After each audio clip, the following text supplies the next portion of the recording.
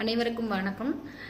நிறையா சொல்லிகிட்டே இருக்கேன். ஒரு ஒரு உறுப்புகள் உள்ள பாதிக்குது அப்படின்னா வெளி உறுப்புகளான கண், மூக்கு இல்லை ஏதோ ஒரு பர்டிகுலர் பாயிண்ட்ஸில் நம்மளுக்கு இண்டிகேட் பண்ணி பார்த்திங்கன்னா திடீர்னு ஏதாவது ஒரு பாயிண்டில் ஒரு பிளாக் டாட்ஸ் இருக்கும், இல்லை ரெட் கலர் டாட்ஸ் தெரியும். அதே மாதிரி விரல்கள்லேயும் வலிகள் நம்மளுக்கு தெரியும். பார்த்துருக்கீங்களா?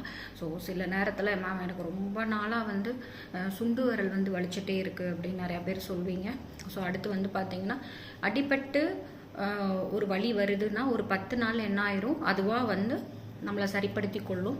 ஆனால் அந்த வலி ரொம்ப நாளாக நம்மளுக்கு இருந்துகிட்டே இருக்குன்னா கண்டிப்பாக என்ன பண்ணணும், உள்ள உறுப்புகள் ஏதோ ஒன்று சஃபர் ஆகிட்டு இருக்கு அப்படின்றது தான் நம்ம விரல்கள் மூலமாக நம்ம இண்டிகேட் பண்ணிகிட்ருக்குன்னு அர்த்தம். ஸோ இப்போ அதே மாதிரி கட்டை விரலில் வலி இருக்குது, அதே மாதிரி நம்மளோட ஆள்காட்டி விரல், அதே மாதிரி நடுவிரல், இந்த மாதிரி விரல்களில் ஒரு ஸ்டிப்னஸ் தெரியுது, வலி இருக்குது அப்படின்னா கண்டிப்பாக ஏதோ ஒரு உள்ளுறுப்புகள் ரொம்ப நாளாக நான் பாதிச்சிட்ருக்கேன் அப்படின்றத தான் நம்மளுக்கு இண்டிகேட் பண்ணிகிட்ருக்கு.